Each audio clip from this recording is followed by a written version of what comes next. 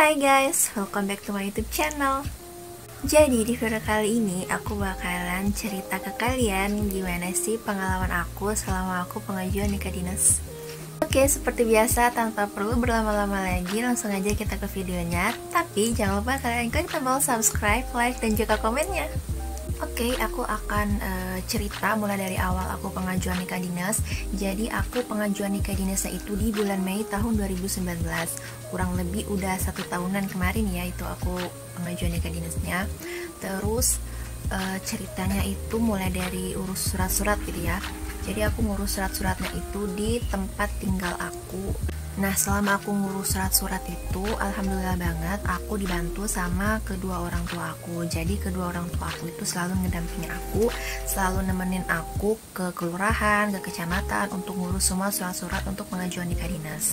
Jadi di sini aku ngerasa terbantu banget ya, soalnya kan kalau ngurus surat-surat kayak gitu kan, kalau ngurus sendirian kan kita bisa bingung ya, kita tuh nggak tahu ini tuh harus ngurusnya di mana.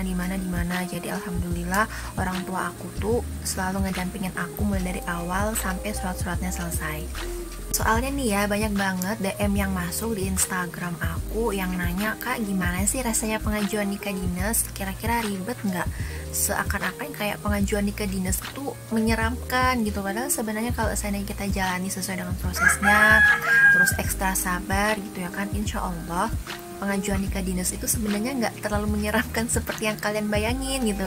Kayaknya di sini aku mau sharing tentang pengalaman aku selama aku pengajuan nikah dinas. Ya istilahnya supaya gambaran gitu ya buat kalian kalau sebenarnya pengajuan nikah dinas itu nggak semenyeramkan yang kalian bayangkan gitu.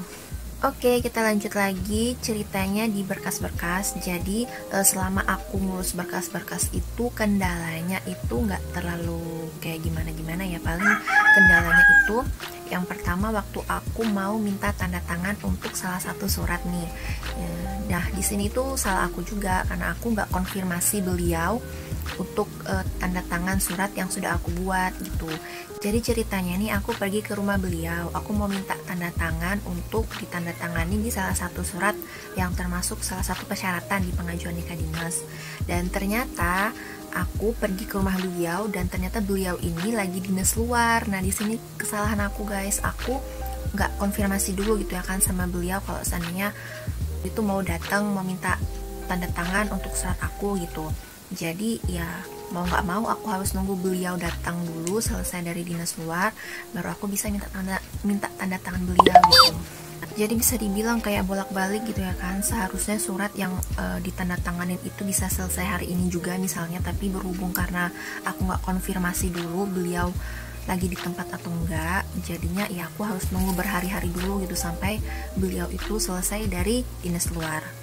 Nah kemudian kendala yang aku temui lagi selain itu ada dua format gitu ya yang dikirim sama suami aku waktu itu, dan itu dalam bentuk PDF. Jadi suami aku tuh kirim via WA itu formatnya berupa PDF. Jadi ketika aku mindahin file dari HP aku ke laptop itu ternyata acak guys. Jadi mau nggak mau yang seharusnya aku rencana mau ngeprint hari itu juga supaya langsung bisa ditandatanganin sama orang tua aku, jadinya aku mesti kasih rapi dulu, mesti ngatur dulu fontnya, terus hurufnya, paragrafnya, enternya, spasinya, pokoknya mulai dari awal sampai akhir itu aku kayak ngedit ulang, kayak istilahnya ngetik ulang gitu. Jadi ya ini bisa dibilang makan waktu juga sih ya, walaupun nggak sampai berhari-hari juga gitu ngabisin waktunya, tapi ya tetap aja gitu karena sesuatu yang kita bisa kerjakan hari itu juga, tapi karena ada satu dan lain hal sehingga bisa jadi berhari-hari gitu baru selesai. Nah kemudian kendala selanjutnya di bagian surat-surat itu kan kita minta surat-surat yang di kelurahan sama di kecamatan itu kan pasti mereka di sana kan ngasih kita itu cuma 1 lembar. Jadi setelah kita tulis semuanya nih ya, dan selama kita nulis surat-surat itu kita tuh nggak boleh salah, nggak boleh ada tip X. Jadi benar-benar surat itu harus bersih dan rapi pakai huruf balok. Jadi mau nggak mau kita tuh benar-benar harus hati-hati dalam pengisiannya kan, apalagi untuk mengisi surat-suratnya itu harus berdasarkan dengan KTP domisilinya kita gitu. Jadi baru yang kita tulis itu banyak banget suratnya gitu ya kan. Jadi ya istilahnya kayak butuh kehati-hatian dan ketelitian kita untuk ngisi format surat dari kelurahan maupun dari kecamatan itu. Nah terus setelah kita nulis nih surat-surat dari kecamatan maupun kelurahan itu, dan kita itu harus fotokopi lagi gitu ya, minimal 1 rangkap gitu ya untuk arsipnya kita gitu, karena untuk jaga-jaga aja ya, jangan sampai ya yang aslinya hilang. Tapi sebenarnya sih yang dibutuhin itu ya yang aslinya, yang fotokopiannya ya cukup kita sedang simpan gitu. Tapi kan biasanya di tiap-tiap batalion itu ya kan juga minta fotokopiannya gitu ya kan, mungkin untuk arsip di batalion atau kayak gimana gitu, kita juga nggak tahu ya, untuk jaga-jaga aja. Jadi benar-benar kita tuh harus fotokopi lagi gitu. Nah setelah itu setelah kita selesai nih ngurus-ngurus berkas-berkas surat gitu ya kan, langsunglah kita ke proses pengajuan nikah dinas. Nah untuk proses pengajuan nikah dinas itu sendiri kendalanya itu sebenarnya kendala di waktu aja ya, soalnya kan aku kebetulan ngurusnya itu kan waktu puasa, jadi terlalu bertabrakan juga kan sama cuti bersama untuk lebaran gitu. Jadi mau nggak mau pengajuannya kita itu ditunda dulu karena memang kan lagi cuti lebaran gitu ya. Jadi ya, aku salah juga ngambil waktu untuk pengajuan nikah dinas. Jadi ya ini pelajaran aja buat kalian semua, kalau bisa ngambil untuk waktu pengajuan nikah dinasnya itu jangan waktu puasa gitu ya, karena memang itu mepet banget. Karena kan kita berekspektasi gitu ya kan, insya Allah seminggu selesai, 2 minggu selesai gitu. Ternyata selama proses perjalanan pengajuan nikah dinas itu ya memang realitanya tuh nggak sebagus ekspektasi kita gitu. Bahkan aku tuh pengajuan nikah dinasnya itu selesai kurang lebih 1 bulan, dan itu rentan waktunya lumayan lama juga gitu. Soalnya kan selama proses pengajuan nikah dinas aku tuh keluarnya itu selalu pagi, dari pagi sampai sore gitu ya kan. Nah pas menghadap itu ke atasan calon suami aku yang sekarang udah jadi suami aku, itu malam-malam, jadi rasanya kayak luar biasa aja gitu. Aku pakai baju hijau-hijau keluar, sekalipun aku udah tutup pakai jaket gitu ya, tapi kayak kerasa banget aku pakai baju bersih malam-malam gitu, kayak mau kemana. Jadi itu pengalaman pertama aku keliling-keliling gitu ya kan, pakai baju bersih sama suami aku waktu itu.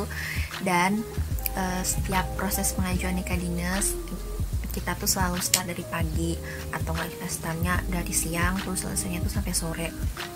Dan itu kita keliling-keliling guys, panas-panas, kadang pernah juga ya sampai mendung gitu, tapi alhamdulillah nggak sampai kehujanan waktu itu.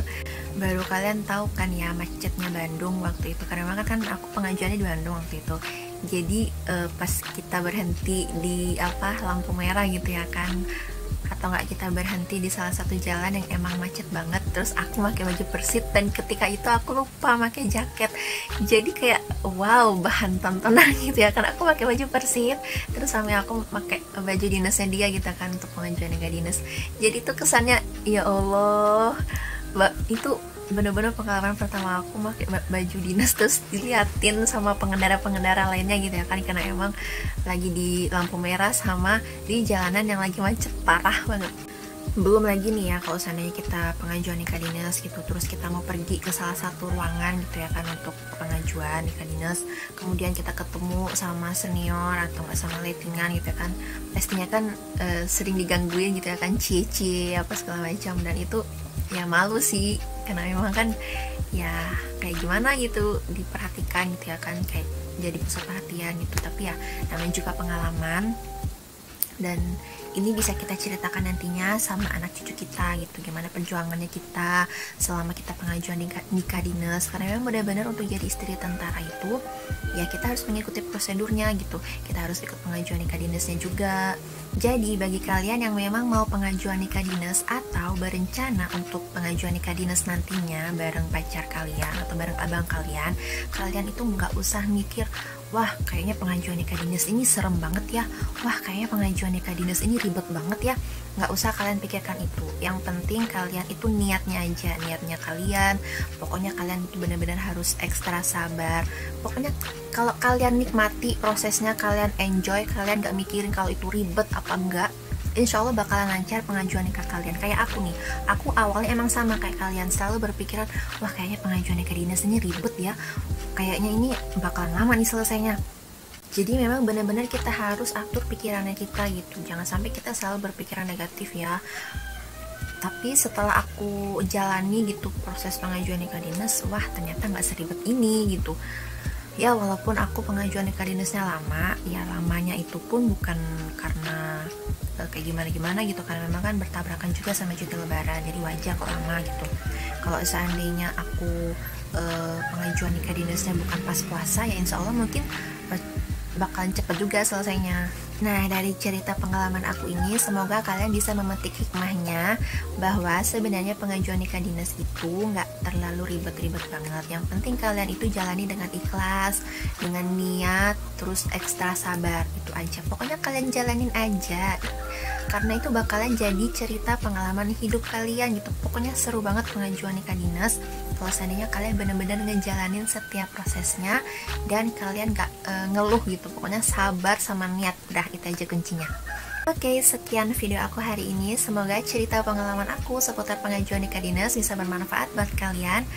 Dan juga semoga kalian yang memang lagi mau pengajuan nikah dinas dan barangkali ada yang mau merencanakannya juga mungkin di tahun depan untuk pengajuan nikah dinas, semoga proses pengajuan nikah dinasnya kalian lancar, karena memang sekarang kita lagi dihadapkan oleh kondisi pandemi.